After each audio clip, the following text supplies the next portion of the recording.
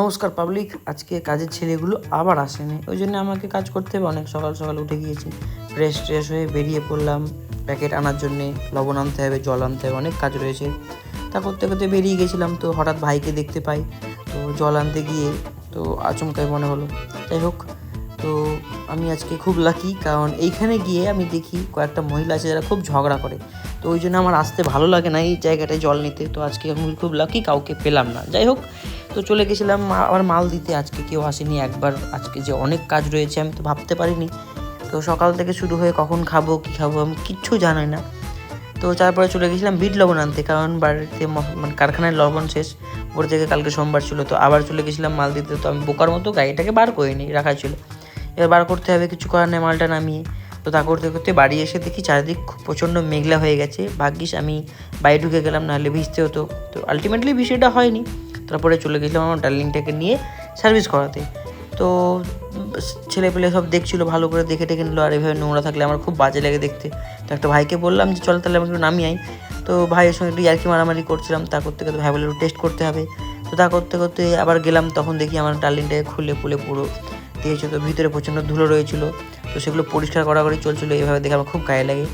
যাই হোক, আমি আর বাপ্পাদা চলে গেছিলাম একটু পঞ্চায়েত, আমাদের একটু কাজ ছিল, এসির কাজ চলছে। তো যাই হোক, তারপরে চলে গেছিলাম একটু লালবাগের দিকে কটা পেপার আনার ছিল। তো আমি আর বাপ্পাদা বেরিয়ে পড়লাম। আজকে প্রচণ্ড রোদ পড়েছে, কিন্তু যখন বাইক চালাচ্ছি তখন ভালো লাগছে, বাদ বাকি টাইম ভালো লাগছে না। যাই হোক, কিছু করার নেই। তো তারপরে চলে গেছিলাম মাল দিতে। তো বাপ্পাদা আমার বাড়িতে পেপারসগুলো রেডি করছে, বাপ্পাদা আর দিদি। তো তা করতে করতে আরেকবার চলে গেলাম মাল দিতে।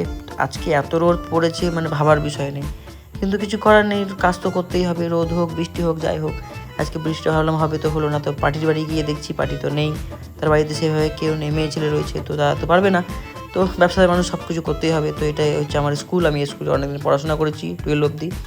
তো আজকে গেছিলাম, কিন্তু কাজটা হলো না। আবার কালকে আসতে হবে, অসুবিধা নেই। তো বাপ্পাদা বললো অনেক চল একটু চেষ্টা পেয়েছে, তো আখের রস খাওয়া যাক। তো বাগডোরে দাঁড়িয়ে গেছিলাম আখের রস খেতে। আখের রসটা খেয়ে ভালো করে খেয়ে টেয়ে নিলাম। 4 গ্লাস খেলাম। তারপরে আমাদের পেট ভরেনি, কিন্তু বাড়িতে ভাত খেতে হবে, মানে মা বকবে। তো স্টাইল মারতে চলে গেলাম মাঠে, যেহেতু বাবা বললো শরীরটা খারাপ, আমি যেতে পারবো না, তুই যা। তো আরামসে স্টাইল মারতে চলে গেলাম মাঠে। তো আজকেও দেখি বেশ কেউ আসেনি। তো তখন দুই এক ফোঁটা বৃষ্টি পড়ছিল, সেভাবে বৃষ্টি কিন্তু শুরু হয়নি। বৃষ্টিটা শুরু হয়েছিল খানিকক্ষণ পরে। আমি তো মজাতেই গেছিলাম, কিন্তু আমি ভাবতে পারিনি যাওয়ার পরে এবং বৃষ্টি শুরু হয়ে যাবে আচমকায়। তো তোমাদের একটা মজার জিনিস দেখায়, ঠিক আছে? আমি এখানে দাঁড়িয়েছি, অতটা বৃষ্টি হচ্ছে না, বাট এই দিকে হচ্ছে। আর বলতে বলতে বৃষ্টি চলে এলো।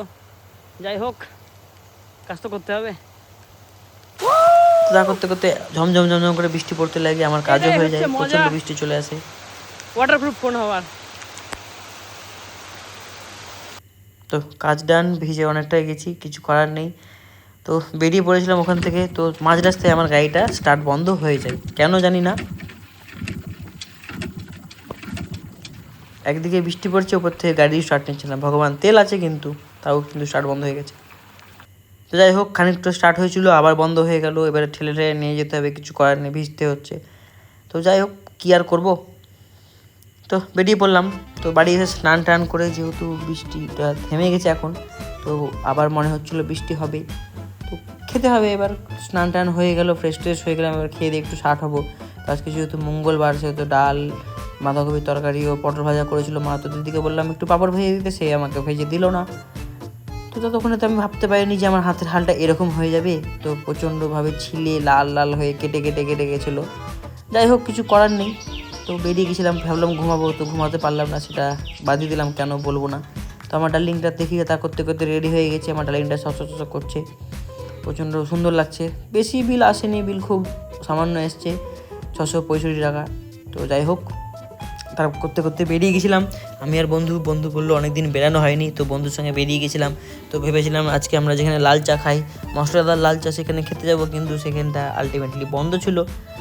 তো হলো না সেটা। তো আমরা পৌঁছে গেলাম মায়াপাড়ার পাশে নিরামিষ দোকান, যেহেতু আজকে মঙ্গলবার, বাইরে তো কিছু খাওয়া যাবে না। তো আমি আর বন্ধু চপ আর বেগুনি খেলাম। যাই হোক, আমি আজকেই খাওয়ালাম, কিছু করার নেই। বন্ধুও খাওয়ায়, আমিও খাওয়াই, আমাদের মধ্যে সব কিছু চলে। তো আসার সময় আমরা প্ল্যান চলছিল বা নিজেদের মধ্যে যে আবার কবে রাইডে যাবো আমরা, আবার কবে রাইডে যেতে পারবো, নতুন গাড়ি কবে কিনবো, এই কথা চলছিল। আবার কবে লাদাখ যাবো। বন্ধু আমাকে নামিয়ে দিল, বলছিল এবার খেতে হবে, খেয়ে দিয়ে ঘুমাতে হবে। দুপুরে ঘুমাতে পারলাম না, চললাম দিকে আজকে। লাইটের পার্টসগুলো আমার ঠিক ওইখানে রাখা থাকে, ওইখানে না ঠিক ওইখানে রাখা থাকে, তো ওই জন্য কিছু করার নেই। তো লাইট জ্বালিয়ে কী মনে হলো আবার লাইট বন্ধ